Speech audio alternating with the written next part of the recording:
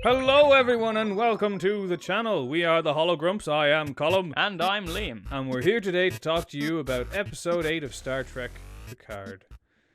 But before we do that, if we could get you to like, subscribe, and comment below about your opinions on the episode, what you thought of it, because this is a bad one. I wouldn't go so far as to say it was bad, more Null. It didn't exist. It was pointless. So much so, it took us a lot of effort to actually make this review because we are running out of steam, and thank God there are only 2 episodes left. But we will be coming to you next week with our first reviews for the Clone Wars Season 7. So this episode was written by Michael Chabon, as we all know, and directed by Maya Vrillo, the director for The Impossible Box. So this is going to be another impossibly awkward episode. The episode opens with Commander O in a flashback 14 years ago, because this series never opens in the present tense. I say this in every single review. Why can't they just open 5 seconds before the last episode ended? Out of curiosity, have there been any episodes where they've opened present day? I think the episode where 7 of 9 was introduced. Colin, have you blocked it out? Has it been blocked out of your brain? Ah, yes! I have blocked it out. Icheb died. Anyway, we're 14 years in the past. We see that the Zhat Vash are all standing around in a circle. They all touch a glowy rod and freak out. Most of them kill themselves. The only one who survives is Rizzo and Ramda. And of course, there might have been 1 or 2 more crawling around, writhing on the floor, because we could see them. Whether or not they survived, who knows? Oh knows.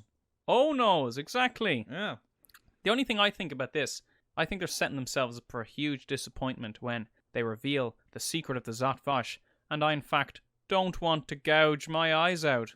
The secret was love. Oh God. It was love all along. That's what would cause the androids to destroy everyone, once they fell in love and learned to lose people. I think you're right. I think that's what it's going to be. Love. The capacity to feel love is what made the androids go crazy. Thankfully, we flash forward. I keep saying thankfully. There's no point in saying thankfully. I'm not thankful for any of this. It's terrible. And we get to Rizzo and Ramda, and we can all see why Ramda is fast asleep in this scene, because she's pretending to be asleep because she has to listen to Rizzo whisper to her. Oh, hello, Ramda. I would have been a much better Borg than you. Resistance is futile and all that. But thank God the scene ends. And then we go back to Elrond, and a lot of fighting ensues because nobody believes in blasters anymore in this Borg cube. But they do try and stun him with some kind of stun grenade. Yeah, they use a stun grenade which doesn't work, because they could have stunned him and then shot him. But instead they stunned him, pointed at him, and then charged him. If we all just charge him together, he'll never see it coming. Did he have a sword? He did. Of course he had a sword, but he got disarmed. And then 7 of 9 shows up and saves the day by blasting it up with the blasters that she took from Picard. Blast her. Blast her. Does anyone remember when 7 of 9 was a scientist aboard the USS Voyager? No. Remember she used to work in astrometrics? Good joke, Liam. remember she was going to settle down with Chakotay? Who? Because she's a superhero. Well, the opening happens and we're treated to another 19 producers once again. We move on to Rios and Doji getting very awkward stares at each other because Rios seems to be triggered. That seems to be on my word of this show. Triggered. Everyone gets triggered by everyone else. Everyone gets scared by everyone else. They get hubrified. Hubris. Hewed. Oh. He's dead. Yes. He was the lucky one. Raffi tells Picard that Jurati killed Maddox and that she was a tracker all along. She was the tracker all the time. I'm the spy. She was the spy. Picard then takes it on himself to apologize for Trek. I mean Jurati, and says, "Oh, even if she did kill Maddox, maybe she didn't mean to. She was in distress." Come on, we're all good people now. This is the 24th century. And Raffi says, "I'm going to tell Rios that I was right all along." And I want to know at what point in the show did Raffi behave suspiciously towards Jurati. The funniest thing is the fact that she spends the entire episode looking for Rios. Like, I know we could do a play-by-play of every single scene in this, but Isn't that just the most bizarre thing? On a micro ship, she spends all the episode looking for him.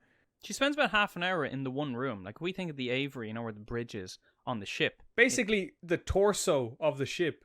You know what it reminded me of? Like any type of sci-fi RPG, like anything, like that you assemble your crew, like Mass Effect or The Outer Worlds or anything. And you know the way you can talk to your crew members when you're just going through space. It's like, oh, hello, what are you up to? Well, the wife left me a few years ago and here I am in outer space. Ooh. That's what it reminded me of. Raffi was just wandering around to find out who the crew members are. Just doing dialogue options. Yeah. Hello.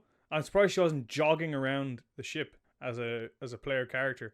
But moving swiftly along, I know there's loads in this episode, but Rios's emergency hologram calls Doji Jana, and Liam was so confused by this, he went on a Google search going, oh, that must be a reference to something. That has to be a reference to, past Trek. No. But I forgot my own rule, that this show will introduce things in every episode just to pay them off at the end. I like Star Trek. I'm really not enjoying this. I'm really not. And I'm trying to find good things about it. There was a good thing. I did like the way the hologram's eyes glowed when they were searching things. But that's a tiny thing. That's not like I love that scene or I love that bit of writing. I love that editing. The episode continues anyway with Doji going off on a tangent again about how she has no idea what eggs are like, if she likes eggs, if she was programmed to like eggs, if eggs are something that she just developed on her own. She asked Picard about Data and how Data used to make us all laugh, except when he was trying to make us laugh. I wish Doji could follow in Data's footsteps and make us laugh. But she can't, because it's very, very difficult to watch on screen. Picard actually had a conversation with Data about how Data will miss him in Nemesis. It's actually in the deleted scenes on YouTube. So, Raffi is walking around the one room in the ship looking for Rios. It is, I know I jumped ahead saying it, but it really is. It just feels ridiculous. Like, she just spends the whole episode just looking cluelessly for him. How did she not realize that was a hologram? Yeah, it's like, hey, Rios, so what do you think about Girardi being the spy? Sure, Raffi, I wouldn't be too sure. Yeah, that's a bit strange, Rios. Why are you putting on that weird accent? Yeah, you know yourself, like, I've been changing things up just a little bit upon the ship. Oh, by the way, I'm the ENH. Oh, you're a hologram. I forgot he had holograms of himself all over the ship. Everywhere. But we do actually get a scene of the real Rios in his room, taking out all his old star fleet. He's reading Surak. It's on the desk. He's a big man for the old philosophy. But he takes out a photo of himself and his captain, and it's really badly photoshopped in my opinion. It just doesn't look right at all. What was his name? Vandermeer? Back to the Borg cube. Seven thinks to activate all the Borg. She will, obviously, because this is one episode and it's all going to happen in one episode, despite the fact that they've gone for this story arc narrative where things shouldn't happen all in one episode. But they do. Anything that's explored in an episode gets resolved in an episode. I was very disappointed when they blew all the Borg into space, because I thought they'd get to have a whole simulation scene, and maybe they'd reclaim the Borg cube. But instead, something even more fun and unexpected happens. The Romulans just leave. Yeah, they run away. And the whole 7 of 9 plot and Elrond plot is absolutely pointless. When danger reared its ugly head, they bravely turned their tails and fled. Star Trek is dead. So, Raffi is talking to all the holograms, and she's trying to figure out why they recognize Doji as someone called Jana. It was a fun scene. I enjoyed it. It didn't really push the plot, in my opinion. No. But it was a fun scene that I said to Liam, it couldn't have been done in the past. You probably couldn't have done this in the old series of Trek, but just because of technological limitations. But it really worked in this. So it was probably the most enjoyable scene of the episode. But we move on then to Girardi waking up to see Picard looming over her.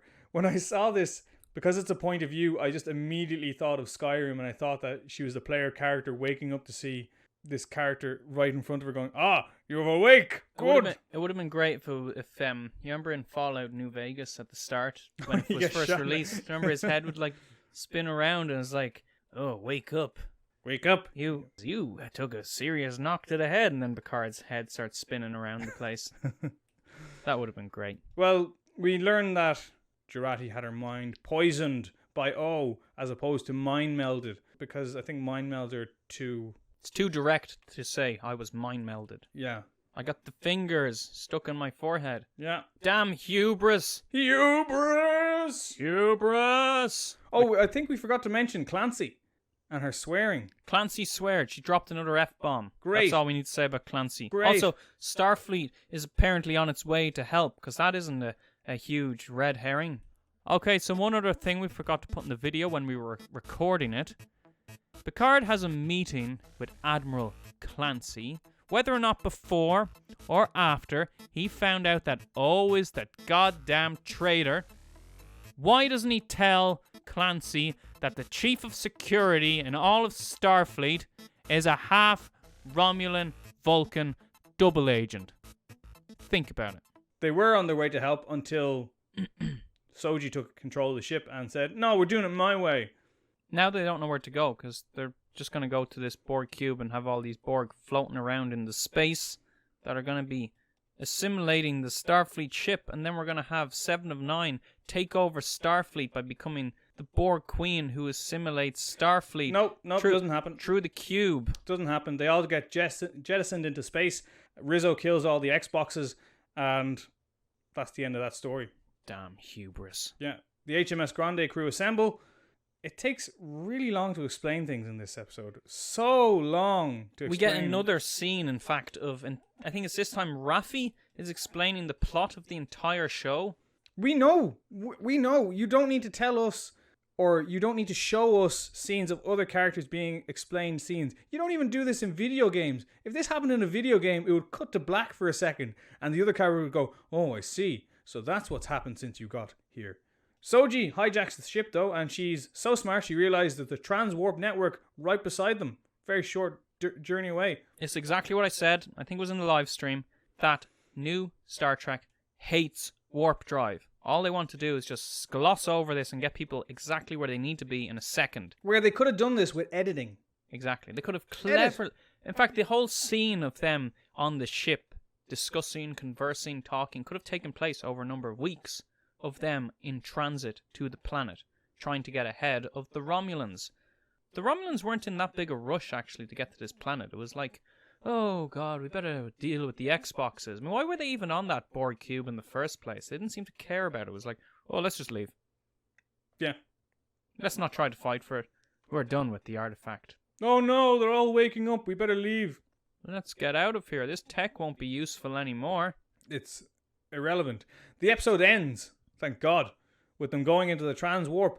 But guess who's following them? The person who wasn't in the episode at all. Which was only a bonus for the episode. Yeah, I actually really enjoyed that he wasn't here. Narek. Narek. Yes, Narek is back with a vengeance. Oh no, what's he going to do this time? Cry. I wonder if he has a bit of a leg cramp after sitting in that shuttle for the last... God, how long has he been sitting there for? I don't know. Time is irrelevant in this. Nonsense.